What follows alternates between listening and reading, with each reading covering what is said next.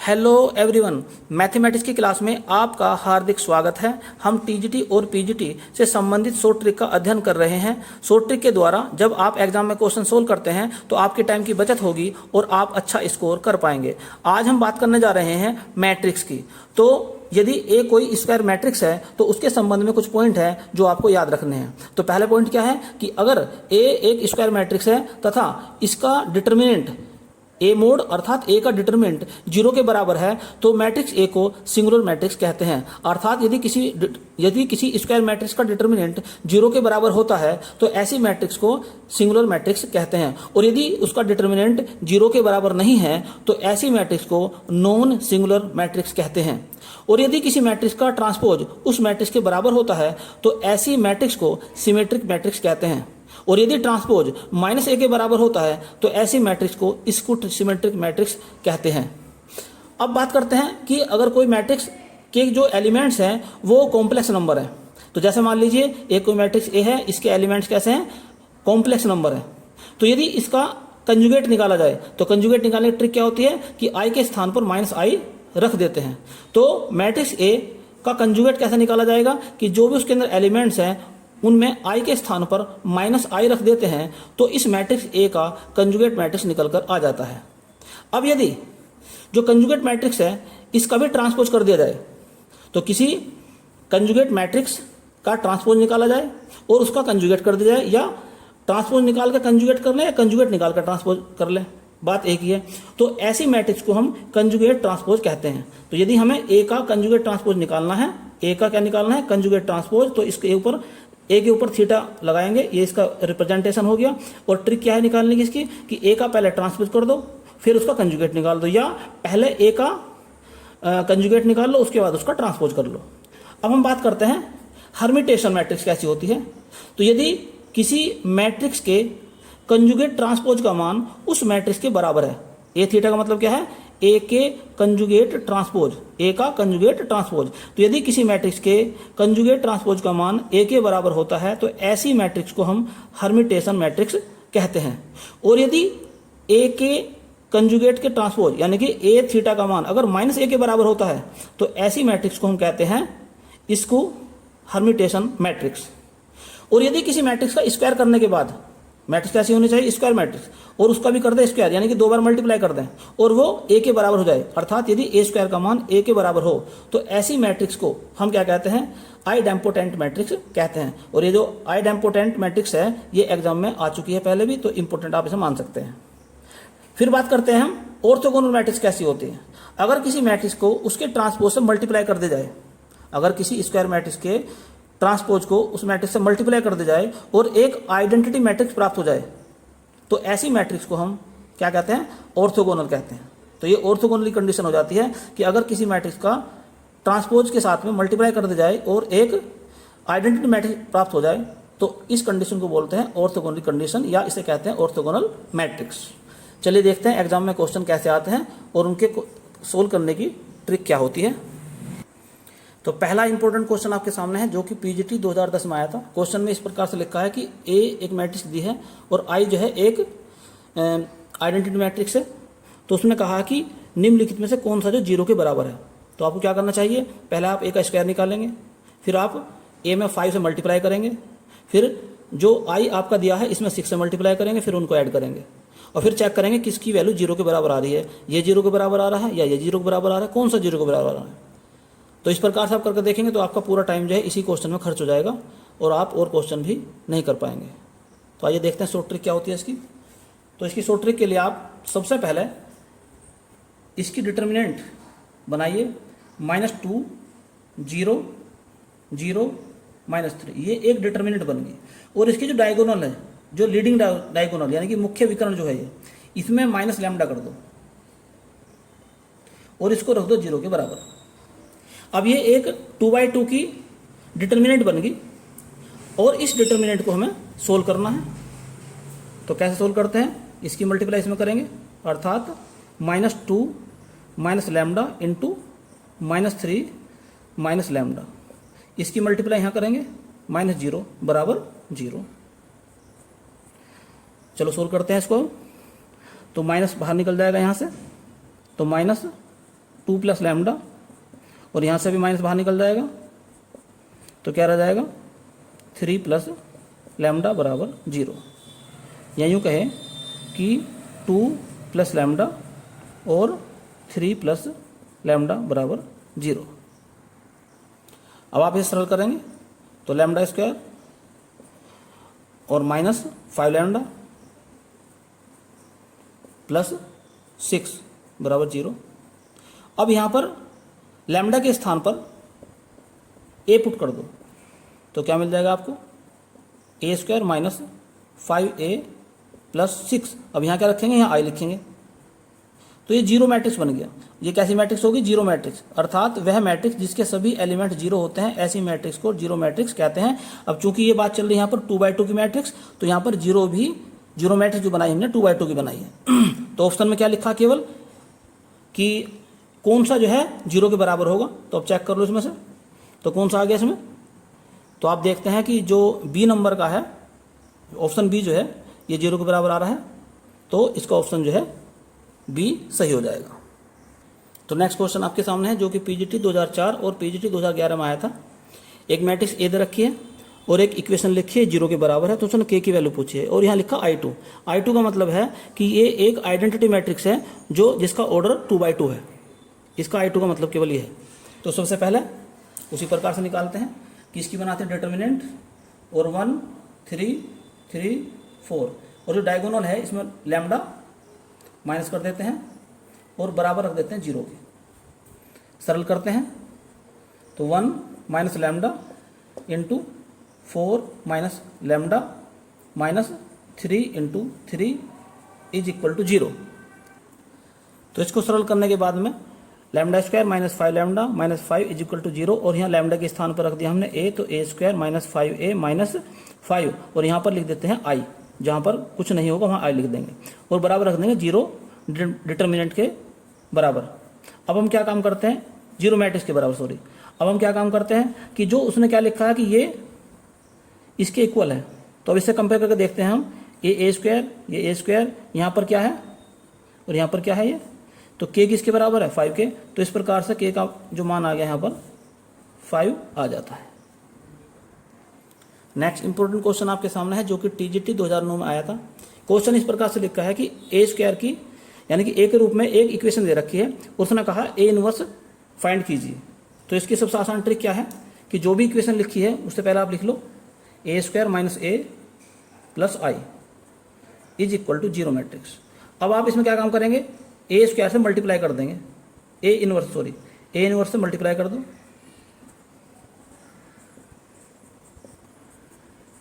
तो क्या मिलेगा आपको, जब यहाँ पर मल्टीप्लाई करेंगे तो ऐसा मान कर चलो कि इसकी पावर 1 कम हो जाएगी। यहाँ जब करेंगे तो ए इनवर्स ए, इसका मान होता है आई। याद रखना इस बात को भी कि ए के इनवर्स का अगर ए से मल्टीप्लाई करते हैं तो वैल्यू निकल कर आती है आई के बराबर। तो यहाँ पर हो गया आई, और इसकी से मल्टीप्लाई करेंगे तो ए इनवर्स बराबर 0 तो है, इधर 0 से मल्टीप्लाई करेंगे 0 हो जाएगा। यहाँ पर भी एक बात याद रखना कि जब ए इनवर्स की मल्टीप्लाई करते हैं आई से तो आई एलिमिनेट हो जाएगा, केवल ए इनवर्स ही रहेगा। कहने का अर्थ ये हो गया कि आई की मल्टीप्लाई किसी में कर दो उसका कोई इफेक्ट नहीं पड़ता है। इधर तो 0 था ही, हमें निकालना क्या था ए इनवर्स, तो ये ए इनवर्स आपका आ गया। तो ए इनवर्स आपका आ जाता है आई माइनस ए। कहने का अर्थ हो गया कि इसका जो ए ऑप्शन है ये सही है। तो नेक्स्ट इंपॉर्टेंट क्वेश्चन आपके सामने है जो कि पीजीटी 2005 में आया था। तो अब की बार जो मैट्रिक्स दी है वो 3/3 की दी है, तो निकालते हैं इसकी भी डिटर्मिनेंट 1 0 1 0 1 1 1 1 0 और माइनस कर देते हैं लैम्डा। अब इस डिटर्मिनेंट को 0 के बराबर रखते हैं और इसको सरल करते हैं। कैसा करेंगे, 1 माइनस लैम्डा, इसकी मल्टीप्लाई यहाँ करेंगे तो 1 minus lambda into minus lambda minus इसकी मल्टीप्लाई यहाँ करेंगे 1, नेक्स्ट 0, इसमें तो कैंसिल हो जाएगा बाकी तो सब, फिर 1।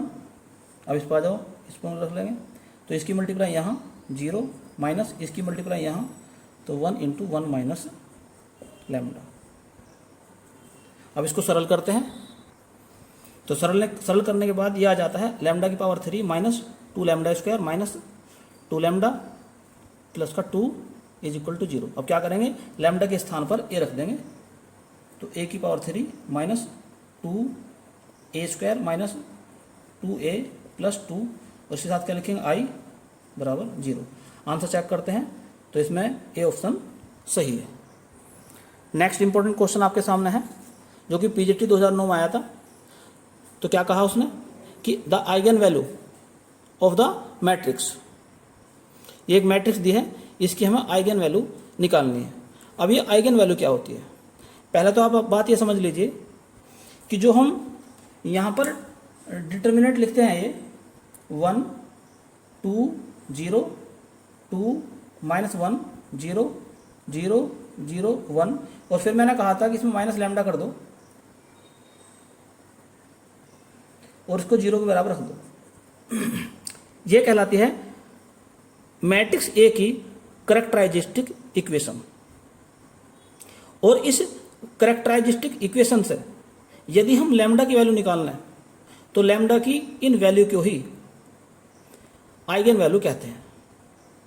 दरअसल एक कैले हैमिल्टन की थ्योरम है, उस थ्योरम के according every square matrix satisfies its characteristic equation.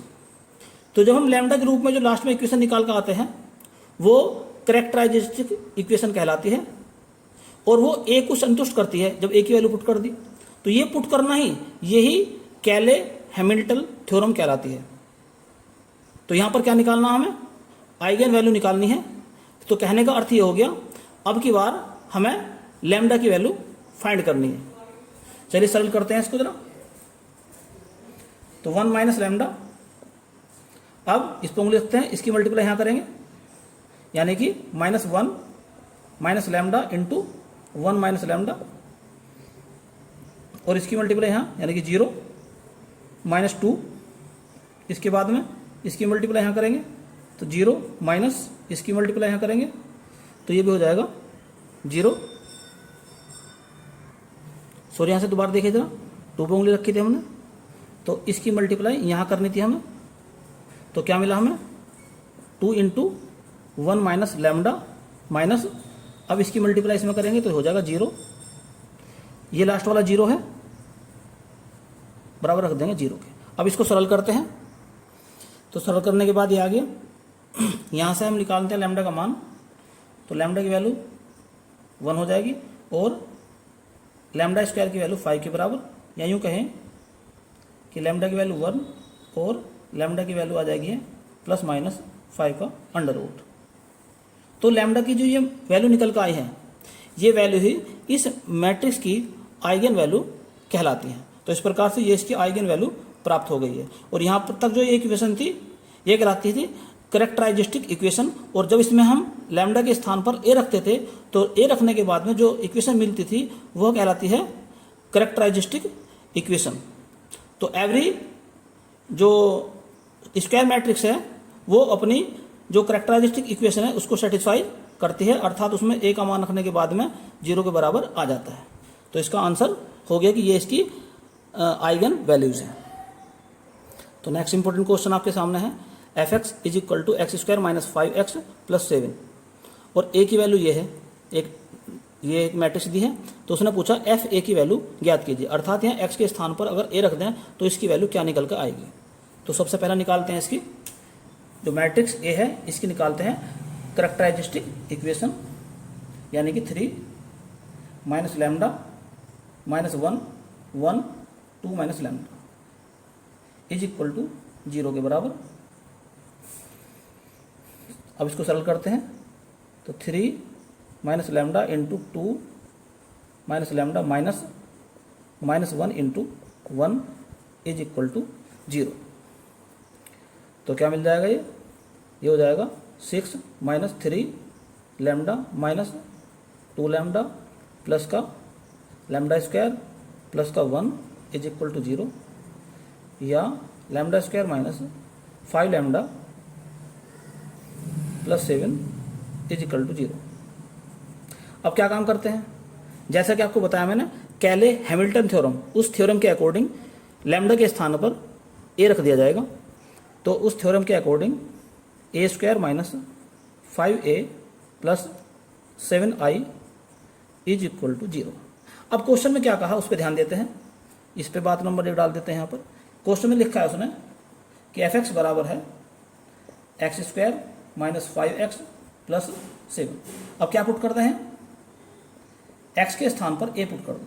तो जैसे ही x के स्थान पर a पुट करेंगे हम तो क्या मिलेगा हमें, a square minus 5a plus 7।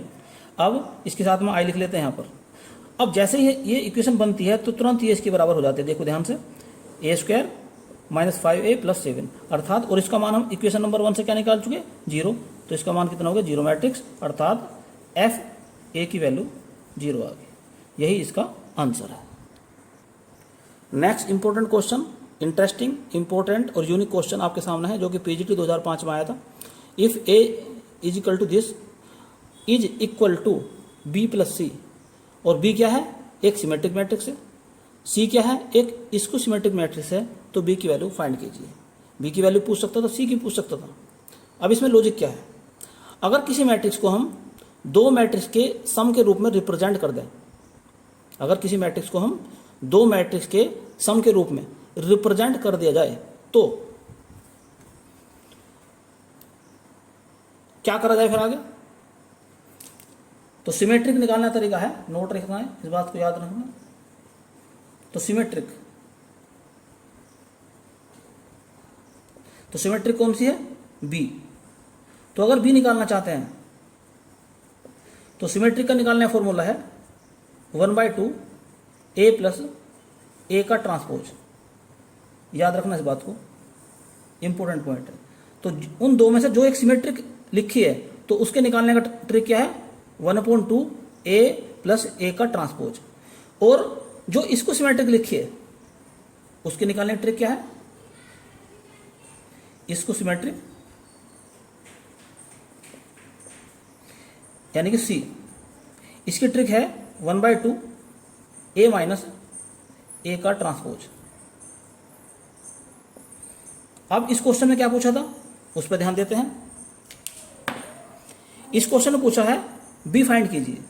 B निकालने के लिए हमें क्या करना पड़ेगा, हमें निकालना पड़ेगा a प्लस ए का ट्रांसपोज। तो सबसे पहले निकालते हैं a प्लस ए का ट्रांसपोज। तो ए मैट्रिक्स क्या है आपके सामने, 2 7 1 3 1 9 1 5 8 प्लस, अब ए का करते हैं ट्रांसपोज। ट्रांसपोज की ट्रिक क्या होती है, रो को कॉलम में चेंज कर दो।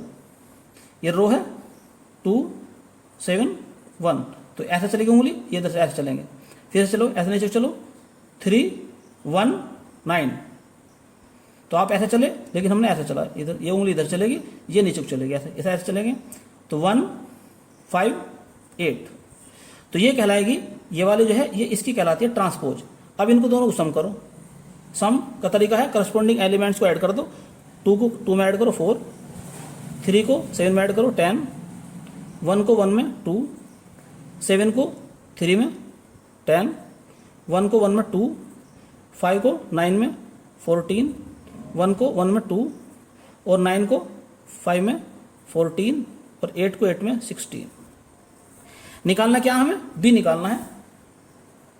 तो बी का फॉर्मूला क्या बताया मैंने आपको, 1/2 a प्लस ए का ट्रांसपोज। कहने का अर्थ ये हो गया, इसके प्रत्येक एलिमेंट को 2 से डिवाइड कर दो। तो क्या मिलेगा आपको, 2 5 1 5 1 17 1 17 8, और यही इसका फाइनल आंसर होगा। तो नेक्स्ट इंपॉर्टेंट पॉइंट आपके सामने है, if A is a square matrix, तब क्या काम करते हैं, यदि a की पावर m हो और a की पावर n हो, इनकी मल्टीप्लाई करो। तो सिंपली जैसा हम अर्थमेटिक के अंदर करते हैं कि पावर उनकी ऐड हो जाती है, वही तरीका हम मैट्रिक्स में भी लगा सकते हैं। ऐसे ही अगर पावर के ऊपर पावर है तो सिंपल अर्थमेटिक में क्या करते हैं कि उनकी जो पावर है उनकी आपस में मल्टीप्लाई हो जाती है। तो यहाँ पर भी ऐसे ही सिंपल मल्टीप्लाई हो जाएगा। 2 बात तो याद रखना। और एक इंपॉर्टेंट बात याद रखना कि कोई भी जो आइडेंटिटी मैट्रिक्स है उसकी पावर चाहे कितनी भी लगा लो, कोई फर्क नहीं पड़ता। अर्थात a की पावर 2 की वैल्यू भी सॉरी आई की पावर 2 की वैल्यू भी आई की पावर 3 तब भी वैल्यू उसकी आई की पावर 100 तब भी उसकी वैल्यू आई, यानी कितनी पावर हो उसकी वैल्यू उतना ही निकल कर आती है। चलिए देखते हैं एग्जाम में से कैसा क्वेश्चन आया है। तो क्वेश्चन आपके सामने है जो कि पीजीटी 2005 में आया था। If A is equal to this, तो ए की पावर 100 की वैल्यू हमें निकालनी है। अब यदि ये ए होता यूनिट वेक्टर, यूनिट मैट्रिक्स, तो आइडेंटिटी मैट्रिक्स तो है नहीं, आइडेंटिटी मैट्रिक्स नहीं है, क्योंकि इसमें यहाँ पर 1 1 और यहाँ पर 0 0 होने चाहिए थे। तो सबसे पहले हम इसका स्क्वायर निकाल के देखते हैं। तो ए स्क्वायर निकालते हैं पहले, अर्थात 0 1 1 0 की मल्टीप्लाई इसी से कर दो खुद, 0 1 1 0, तो मल्टीप्लाई भी सीख जाएंगे आप यहाँ। इसे उठा के इसमें ऐसा रखेंगे, यानी 0 की मल्टीप्लाई 0 में करेंगे, प्लस करेंगे बीच में, इसकी मल्टीप्लाई यहाँ पर करेंगे 1 की 1 में। ऐसे ही इसको उठा कर रखेंगे यहाँ, तो 0 की मल्टीप्लाई किससे करेंगे 1 से, तो 0 हो जाएगा, प्लस 1 की मल्टीप्लाई करेंगे 0 से, तो 0 हो जाएगा। अब दूसरी जो ये कॉलम है इसे उठाएंगे और इस पर रख देंगे ऐसे उठा के, तो क्या मिलेगा आपको 0 इंटू 1 प्लस यहाँ पर 1 इंटू 0, फिर रख देंगे इसको उठा के, तो 1 इंटू 1 प्लस 0 इंटू 0, तो क्या मिला हमें 1 0 0 1, यानी कि एक आइडेंटिटी मैट्रिक्स प्राप्त हो गई। अब क्या काम करते हैं, हमें निकालने किसकी वैल्यू है, ए की पावर 100। इसका अर्थ क्या हो गया, ए की पावर 2 और ऊपर पावर फिर 50। अब ए की पावर 2 की वैल्यू कितनी आई है, तो आई की पावर कितनी 50। और आपने क्या पढ़ा अभी कि जो आइडेंटिटी मैट्रिक्स है इसके ऊपर पावर कितनी लगा लो कोई फर्क नहीं पड़ता। तो ए की पावर 100 की वैल्यू आ गई आई, अर्थात 1 0 0 1, यही इसका आंसर है। नेक्स्ट इंपॉर्टेंट नोट आपके सामने है, अगर कोई मैट्रिक्स ए इस प्रकार से है कि यहाँ पर 1 है, मैट्रिक्स इस प्रकार से है कि इसके जो डायगोनल है, जो लीडिंग डायगोनल यानी कि मुख्य विकर्ण जो है ये 1 1 है, और नीचे वाले एलिमेंट 0 हैं, और ऊपर लिखा है यहाँ पर ए लिखा है। तो यदि हम इसका कोई पावर निकालना चाहें, जैसे ए की पावर 3, ए की पावर 4, ए की पावर n निकालना चाहें, तो आंसर क्या आएगा निकल के, डायरेक्ट जो है जो भी यहाँ पर पावर होगी ए की उसकी मल्टीप्लाई केवल ए में कर देंगे यहाँ पर, ये इसका आंसर आ जाएगा शॉर्टकट तरीका। कैसे, हालांकि ये क्वेश्चन ही डायरेक्ट ऐसे ही पीजीटी 2013 में पूछा गया था, लेकिन फिर भी एग्जाम्पल के तौर पर अगर मान लो मैं कहूँ आपसे कि ए का मान है 1 0 5 1 और कहा जाए आपसे कि ए की वैल्यू 3, ए की पावर 3 का मान निकालिए, तो कैसे निकाल लेंगे 1 0 1, इसमें डायरेक्ट मल्टीप्लाई कर देंगे इसकी, तो हो जाएगा 15, बस यही इसका आंसर होगा। नेक्स्ट इंपॉर्टेंट पॉइंट आपके सामने है किसी मैट्रिक्स का इनवर्स फाइंड करना। तो अगर किसी मैट्रिक्स का हम इनवर्स निकालना चाहते हैं तो पहले निकालेंगे उसकी डिटर्मिनेंट, और अगर उसकी डिटर्मिनेंट 0 नहीं है तभी उसका इनवर्स निकाल सकते हैं। अगर उसकी डिटर्मिनेंट 0 आ गई तो उसका हम इनवर्स नहीं निकाल पाएंगे। तो मैट्रिक्स कैसी होनी चाहिए, नॉन सिंगुलर होनी चाहिए। अगर नॉन सिंगुलर है तभी उसका हम इनवर्स निकाल पाएंगे। तो फॉर्मूला क्या बन जाता है, ए इनवर्स बराबर 1 अपॉन डिटर्मिनेंट, ए का डिटर्मिनेंट मतलब mode A into adjoint A. अब ये एडजॉइंट कैसे निकाला जाता है, जैसे मान लो एक मैट्रिक्स मेरे पास में है 2/2 की, अब इसका हमें एडजॉइंट निकालना है। तो ट्रिक इसकी ये होती है कि जो लीडिंग डायगोनल अर्थात मुख्य विकर्ण जो है इनके एलिमेंट आपस में चेंज कर दो। यहाँ पर ए था, यहाँ पर डी था, तो ये आपस में चेंज कर दिया, डी और ए हो गया।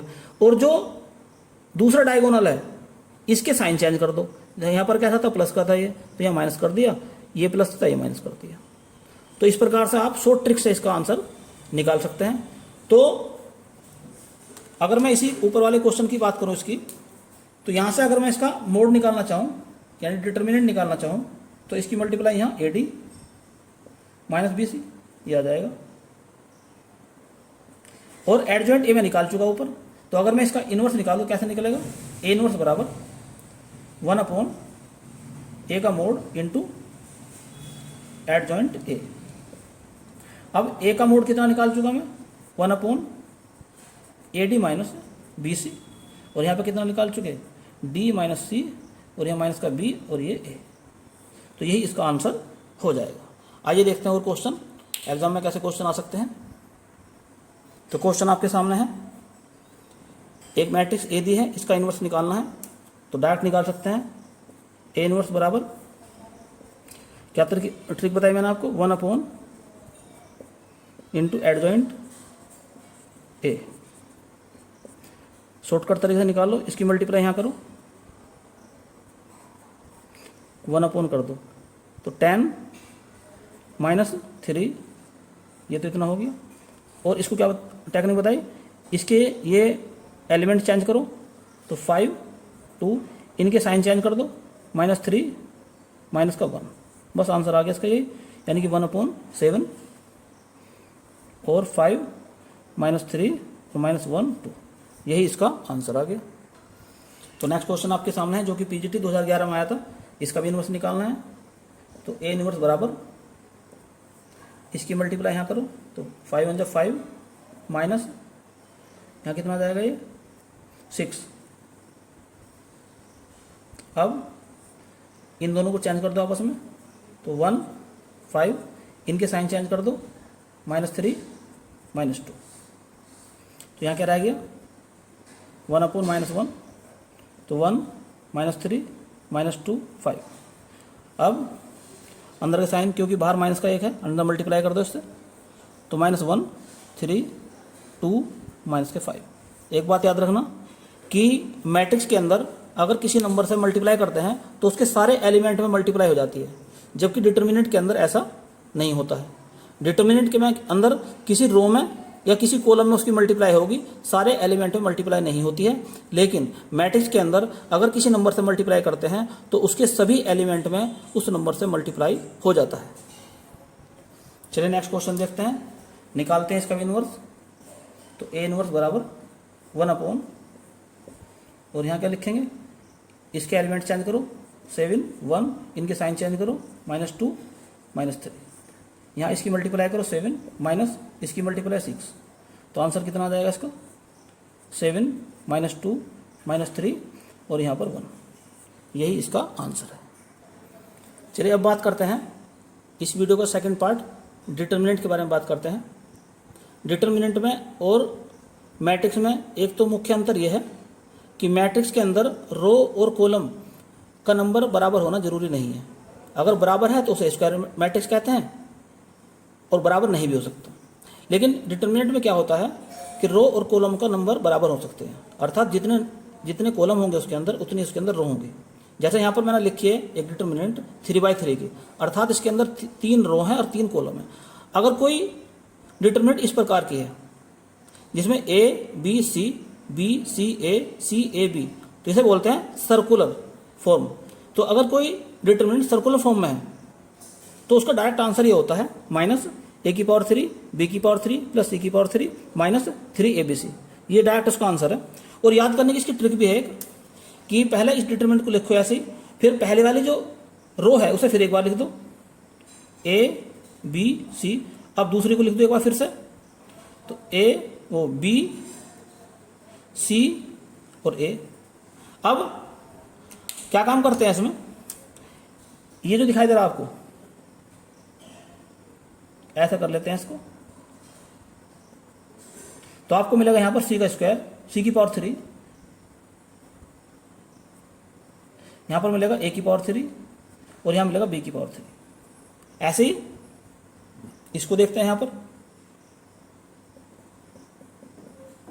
तो ABC, यहां पर भी ABC और यहां पर भी ABC, तो ये आपकी याद हो जाएगी ऐसे, तो आपको दिक्कत नहीं आने की। ABC तो A⁴, B⁴, C⁴ प्लस हो गया रे, माइनस ABC मल्टीप्लाई हो गया यहाँ पर, तो 3ABC, बाहर माइनस का साइन इसमें है, तो इधर के प्लस इधर के माइनस और बाहर माइनस। तो इस प्रकार इस ट्रिक से भी आप इसे याद कर सकते हैं। तो अगर कोई क्वेश्चन इस प्रकार से आ जाए तो आप उसे डायरेक्ट लिख दें। जैसे मान लो कोई क्वेश्चन इस प्रकार से आ जाए, एग्जाम में आया है क्वेश्चन ये 1 2 3 2 3 1 3 1 2, इसकी वैल्यू निकालनी है आपको। तो डायरेक्ट आप क्या काम करें, माइनस लगाएंगे पहले तो 1 की पावर 3, फिर 2 की पावर 3, फिर 3 की power 3, minus 3 into 1 into 2 into 3। ये सोल्व कर लेंगे, ये इसका आंसर आ जाएगा। एक ये भी रिजल्ट आप याद रखें, ये भी इंपॉर्टेंट रिजल्ट है कि अगर कोई डिटर्मिनेंट इस प्रकार से दी है और इसकी वैल्यू निकालनी है आपको, तो आप इस सरल करके देखेंगे तो आंसर आ जाएगा इसका AB plus BC plus CA plus ABC, और यहाँ से ABC कॉमन निकाल दो। तो ABC कॉमन निकालने के बाद में क्या मिलेगा, 1/A plus 1/B plus 1/C plus 1। तो ये डायरेक्ट इसका रिजल्ट है। अब इसका क्वेश्चन कैसे सोल्व करेंगे, चलो देखते हैं क्वेश्चन। तो क्वेश्चन आपके सामने है जो कि PGT 2011 में आया था। इसमें लिखा है यदि 1/A plus 1/B plus 1/C का मान 0 के बराबर है तो इस डिटर्मिनेंट का मान, अगर लैम्डा है तो लैम्डा का मान ज्ञात कीजिए, अर्थात इस डिटर्मिनेंट का मान ज्ञात कीजिए। तो आपको ऊपर रिजल्ट क्या लिखा है, रिजल्ट लिखा है कि इसका मान डायरेक्ट होता है, क्या बताया आपको, ABC 1/A plus 1/B plus 1/C plus 1। अब ये क्वेश्चन में क्या लिखा कि ये 0 के बराबर है इतना, तो ABC 0 प्लस 1, तो आंसर आ गया इसका ABC। यही इसका फाइनल आंसर है। तो नेक्स्ट क्वेश्चन आपके सामने है जो कि PGT 2004 में आया था। इफ इस डिटर्मिनेंट का मान क्या है, 0 के बराबर दिया है, तो A की पावर -1 प्लस B की पावर -1 प्लस C की पावर -1 का मान हमें निकालना है। तो रिजल्ट आपके सामने है ये। तो ये रिजल्ट जो है इसके बराबर है या ये इसके बराबर है, कैसी मान लो। तो रिजल्ट क्या है आपके सामने, ABC 1/A plus 1/B plus 1/C plus 1, और क्या लिखा है, ये डेल का मान क्या है, यहाँ इस डिटरमिनेंट का मान क्या है, 0 के बराबर है।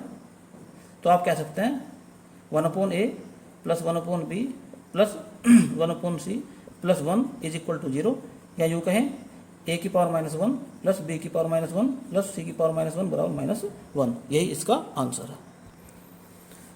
तो नेक्स्ट इंपॉर्टेंट क्वेश्चन आपके सामने है जो कि PGT 2004 में आया था। एक डिटर्मिनेंट दी है जिसका मान जो है K के बराबर है, तो इसका मान हमें निकालना है, और उत्तर जो निकालना K के रूप में निकालना है। तो आप क्या देखते हैं, क्या लिखा है यहाँ पर, 6A 2B 2C 3M N P 3X Y Z। तो जैसा कि मैंने आपको बताया थोड़ी देर पहले भी कि डिटर्मिनेंट की एक खास बात होती है कि इसमें से कोई एलिमेंट अगर कॉमन निकालना हो तो उसकी किसी रो में से या किसी कॉलम में से निकाल सकते हैं। जबकि मैट्रिक्स के अंदर क्या था, तो मल्टीप्लाई करना हो या कॉमन निकालना हो, सारे एलिमेंट से निकलेगा बाहर। तो हम ऊपर वाले रो से 2 कॉमन निकाल सकते हैं। तो क्या मिलेगा हमें, 3A, यहाँ B और यहाँ पर C, बाकी सब कुछ ऐसे ही रखा रहेगा, 3M N P 3X Y Z। अब क्या दिखाई दे रहा है आपको, अब इन जो पहली कॉलम है इसे 3 कॉमन निकाल दो, तो 2 इंटू 3 तो क्या मिला आपको, A M X B N Y C P Z। तो ये तो हो जाएगा 6, और ये क्या है इतना, ये K तो है हमारा, तो 6K इसका आंसर आ गया। तो नेक्स्ट इंपॉर्टेंट क्वेश्चन आपके सामने है। जब भी आप डिटर्मिनेंट को सोल्व करें तो उसमें कोशिश करें कि उसमें 3 1 बन जाए। तो अगर किसी डिटर्मिनेंट में 3 1 बन जाते हैं, 3 यानी कि A की कॉलम के सभी एलिमेंट 1 हो या A की रो के सभी एलिमेंट 1 हो, तो उसको सरल करना बहुत आसान हो जाता है। जैसे कि यहाँ पर ऑटोमेटिकली 1 बने हुए हैं, तो मोस्टली क्वेश्चन में आप 1 बनाने की कोशिश करेंगे तो आपका काम जो है आसान हो जाएगा। उसके बाद क्या काम करेंगे, जब 1 बन जाएगा फिर आप एक 1 के द्वारा बाकी 2 को 0 कर देंगे। जैसे पहली जो रो है मैं ऐसे लिख देता हूँ इसको। अब मुझे दूसरी रो चेंज करनी है, ये दूसरी रो, तो दूसरी रो को चेंज करनी है। कैसे चेंज करें, दूसरी रो में से पहली रो को हटा दो, माइनस कर दो, तो 1 में से 1 माइनस करो तो कितना आ जाएगा 0, इसमें से इसे माइनस करो तो रह जाएगा x, इसमें से इसे माइनस करो तो 0 हो जाएगा। ऐसे ही अब तीसरी रो को चेंज करनी है मुझे, तो तीसरी रो में से पहली रो को माइनस कर दो, तो इसमें से इसे माइनस करो तो 0, इसमें से इसे माइनस करो 0, इसमें से इसे माइनस करो तो y। अब इसका केवल ये एलिमेंट रह जाएंगे 0 वाले खत्म, इधर वाले बस केवल 1 इंटू क्या रह गया, x 0 0 y, यानी कि x into Y minus 0 into 0, तो आंसर आ गया इसका xy। और क्वेश्चन में पूछा था उसने कि इसका जो आंसर है क्या वो x से डिवाइड है, क्या वो y से डिवाइड है, या दोनों से डिवाइड है। इस तरह से क्वेश्चन पूछा था। तो ये जो x से भी डिवाइड है, ये y से भी डिवाइड है, और ये x और y दोनों से भी डिवाइड है। तो नेक्स्ट इंपॉर्टेंट क्वेश्चन आपके सामने है, ये एक इक्वेशन की तरह से लिखा है इसने डिटरमिनेंट को। तो उसने पूछा x का मान ज्ञात कीजिए। तो सबसे पहला क्या उद्देश्य होगा हमारा, होगा कि इस डिटरमिनेंट को सोल्व करने के लिए 3 1 बन जाए। तो कैसे करते हैं इसे? पहले इन सारी रो को आपस में जोड़ दो। तो यानी कि जो हमारी पहली कॉलम है C1, इसमें क्या काम करा हमने, पहली कॉलम में दोनों कॉलम को जोड़ दिया, C2 और C3 को जोड़ दिया। तो इसमें जोड़ देंगे तो क्या मिल जाएगा, x plus a plus b plus c, x plus a plus b plus c, x plus a plus b plus c। यहाँ क्या रह गया बाकी में, b x plus b b c c और x प्लस c। अब क्या काम करेंगे, पहली कॉलम से इन्हें कॉमन निकाल दो बाहर। तो बाहर निकल जाएगा x plus a plus b plus c, और ये 1 1 1, और यहाँ पर b प्लस x b, और यहाँ c और यहाँ c प्लस x बराबर 0। अब एक तो इसकी ट्रिक यही है, जो उसमें एग्जाम में ऑप्शन दे रखे हैं उन ऑप्शन के अकॉर्डिंग हमें मिलान कर लेना है। तो एक ऑप्शन तो आपका, एक तो आंसर आपका ही निकल कर आ गया। तो x का मान जब इधर 0 ले जाएंगे तो x का मान क्या आ जाएगा, यहाँ से x का मान आ जाएगा minus a plus b plus c। तो एक तो ये आ गया। लेकिन इसके अंदर भी अगर x है, अगर इसके अंदर x ना होता तो आगे कोई सोल्व करने की आवश्यकता नहीं थी, इसको छोड़ देते हम। लेकिन इसके अंदर अभी x है, यानी कि x का एक मान अभी और निकल सकता है। तो इसलिए इसको और सोल्व करने की हम कोशिश करते हैं। तो पहले ये 3 1 दे रखे, अब तो इसको लिखना भूल जाओ। इधर इसका मान निकाल दिया, x का एक मान तो निकल कर आ गया है। अब क्या काम करेंगे, वही तरीका लगाएंगे कि 2 0 बनाएंगे हम। तो 1 b c, इधर तो 0 है ही। अब जो दूसरी रो है इसे चेंज करनी है हमें। तो इसमें से पहली रो को घटा दो, तो 0, इसमें से इसे माइनस करेंगे तो x, इसमें से इसे माइनस करेंगे 0, ऐसे ही इसमें से करेंगे, इसमें से इसे माइनस करो 0, इसमें से इसे माइनस करो 0, इसमें से इसको माइनस करेंगे तो x हो जाएगा। अब क्या रहेगा, इतना इसको सोल्व करना है, यानी कि x 0 0 x is equal to 0। तो इसकी मल्टीप्लाई x स्क्वायर माइनस 0 बराबर 0। तो x का मान क्या निकल कर आ गया, 0। तो उत्तर में आ जाएगा इसका x is equal to 0 comma minus a plus b plus c। तो जो ऑप्शन दे रखे थे उसमें एक ऑप्शन ये भी था, तो यही इसका आंसर है। तो नेक्स्ट इंपॉर्टेंट क्वेश्चन आपके सामने है। इस टाइप के क्वेश्चन आने की पूरी संभावना है एग्जाम में। इसने कहा है 3 इक्वेशन दे रखी है ना, सरल कीजिए। और कौन से मेथड से करना, क्रेमर रूल से। लेकिन ऑब्जेक्टिव क्वेश्चन है, किस मेथड से आपने आंसर निकाला ये कोई नहीं देख रहा। आपने तुक्के से निकाला है उसे, या ऐसे बिना कुछ कर ही टिक लगा दिया है और आपका आंसर सही बैठ गया है, इससे कोई मतलब नहीं है इस बात का। बस ऑप्शन आपका सही है तो सही है, गलत है तो गलत है। तो यहां पर आपको करना क्या है एक्चुअल में, यहां पर कहा उसने एक्स और जेड के मान निकालिए। मान तो आपके सामने है ही, इन्हें चेक करके देख लो। जैसे मान लो पहला ही ऑप्शन इसमें रख के देखूँ मैं अगर, तो 1 1 2 तो कितना 4 हो जाएगा। तो पहला ही अगर इसमें रख के देखते हैं तो ये आंसर का सही बैठ गया, तो बात खत्म होगी। हमें जरूरत नहीं हमारे पे क्रेमर रूल आता है या नहीं आता है। तो एग्जाम में 2 बातें आप विशेष रूप से ध्यान रखना। नंबर 1 बात कि जब आप क्वेश्चन सोल्व करना शुरू करें तो कोशिश करें कि शुरुआत के 10 या 15 मिनट में आप पूरे पेपर पर एक बार सरसरी निगाह दौड़ा लें। और उसमें से बहुत सारे क्वेश्चन ऐसे आपको नजर आएंगे कि जो क्वेश्चन शॉर्ट ट्रिक के द्वारा सेकंडों में आपके आंसर आपके माइंड में आ जाएगा। तो जिनका आंसर तुरंत माइंड में आ जाए उनको तुरंत आप टिक लगा लें, एक बात। दूसरी बात क्या है कि जब आप क्वेश्चन करना शुरू करें और जो भी क्वेश्चन आप कर रहे हैं यदि उसमें कुछ टाइम लग रहा है करने में, थोड़ी सी दिक्कत आ रही है आपको, तो तुरंत आप उस क्वेश्चन को छोड़ दें, आगे चलें।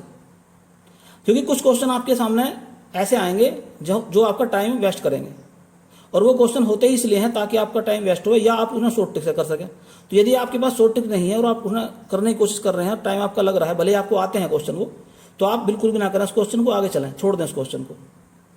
और लास्ट में आप ये कोशिश करें कि कुछ सेकंड आपके पास बच जाएं कि जो कुछ ऐसे डाउटफुल क्वेश्चन आपके रह गए थे आप उन्हें करने की लास्ट में कोशिश करें। पहले आप बबली भर लें, अपना सारा काम कंप्लीट कर लें। तो मेरी आपको ये नेक सलाह है और आपको हार्दिक शुभकामनाएं भी हैं कि आपका पेपर सबसे बेस्ट हो और मेरे सभी स्टूडेंट इसमें कामयाबी हासिल करें। धन्यवाद।